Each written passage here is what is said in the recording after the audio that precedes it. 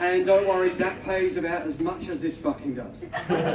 So good luck with poverty. All right, so I have discovered over the weekend one more skill I need to be a really responsible parent. I'm a parent of 2 kids. One of them is a toddler, and being a parent is kind of tricky. You're always learning new skills all the time, and on the weekend we were picking up somebody from the airport, and to entertain the young one, we thought it'd be fun to weigh them in the baggage machine.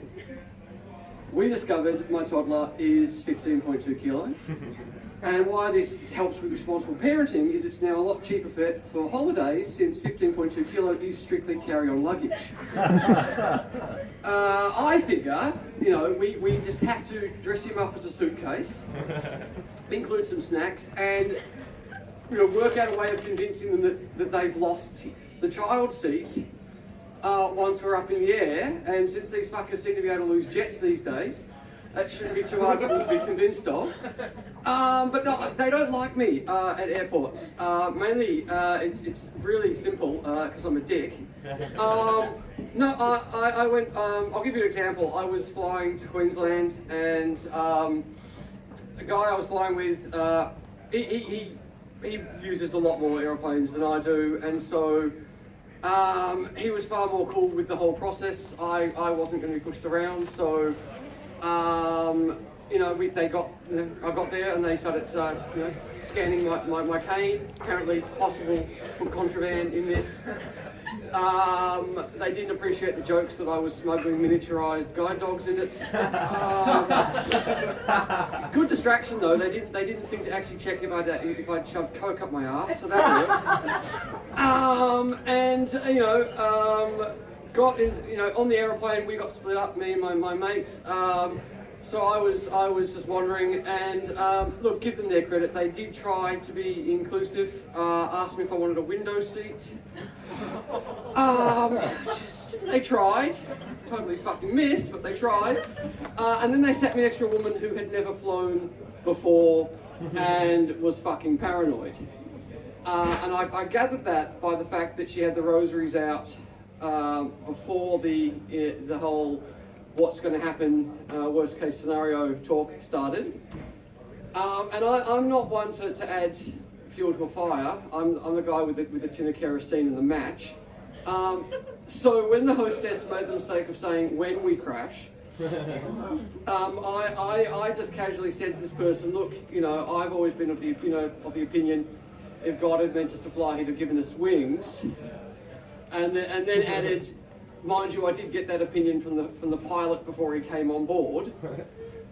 So it was a rather tense flight. As I say, I've done a lot of dumb jobs in my life.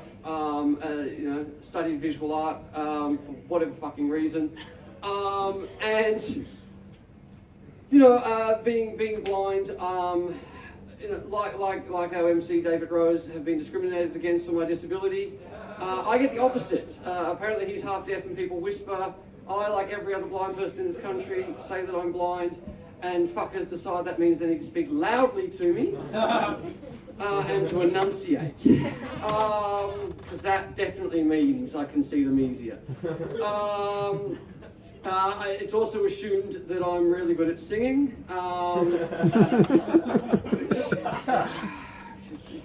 Clearly I'm great at that. That's why I'm here tonight. There's all sorts of really absurd assumptions about being unable to see that don't make the smallest sense to me. And there's lots of dumb things that the government do in this country, I don't know if you guys are aware, they've just released a new banknote. The $10 note has now got Braille on it, which is a good attempt to try to be inclusive. Now, if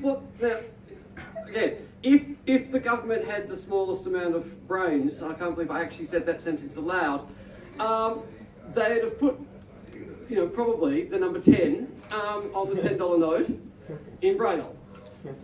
What they've actually done is the laziest possible option, which is the number 1 twice.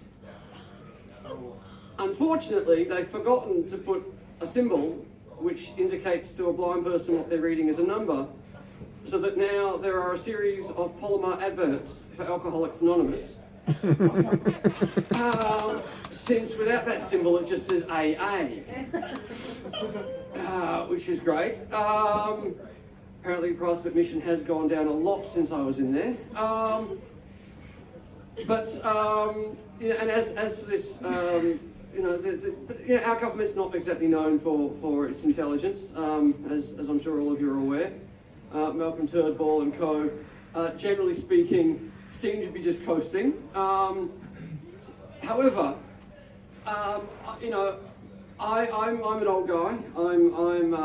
I'm old enough that I can remember a world pre-internet. And when I was a kid, there was a whole series of things that I was told were never going to happen again. When Ronald Reagan left the White House, I was told there would never be another celebrity president. Apparently, once George Bush left, we would never see his like again. So far, about the only prediction that was made that was correct is no, we weren't going to see another Clinton get to the White House,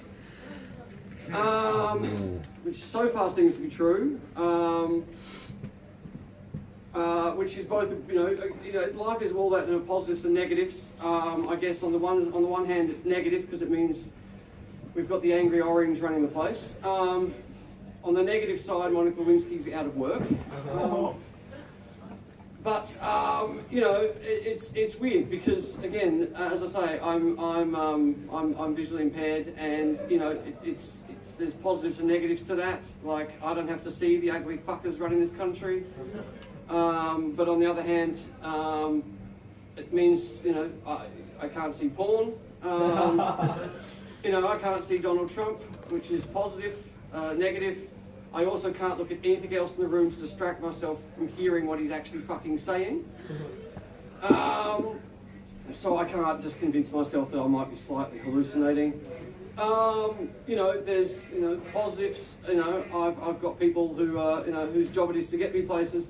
Negative, even if I do get myself behind the wheel of a car, it turns out telling a cop I didn't see the red light still doesn't get me off the fine. Because again, I'm a crazy bastard, and I have gone and got my L's. Then again, I've also gone shooting. Nothing says Australian inclusivity like we're not sure if gay people can get married, but if you're blind, there's a shooting range with a free minibar, and you're welcome to come. It's the type of fucking weird world that we're in. It's I don't know, a very, very strange place right now. I'm also expected, I've been told, being blind, that I'm meant to have a guide dog with me. I did actually have a guide dog for a while. I had a guide dog for 7 months. I like fucking with people. It's a hobby of mine. It helps to deal with monotony, basically. So most of the time, if people ask what happened to my guide dog, I will tell them the truth. But if I need to get rid of a telemarketer, as I often do, I will tell them about the story, how I had a guide dog for a while and decided that I would go to Chinatown in the city with my guide dog, and on the pretense that I would find a restaurant that would admit me and not refuse the dog, which I did. I just didn't realise this would mean the dog would be leaving in a bag. In any event, apparently I was meant to be up here for 5 minutes. So next thing on my agenda, get a gig that pays enough to buy a watch. Straight after I track down that pharmaceutical rep. In the meantime, if Dave hasn't actually tracked him down, he'll be sober enough to take the stage, and I'll hand over. Yeah.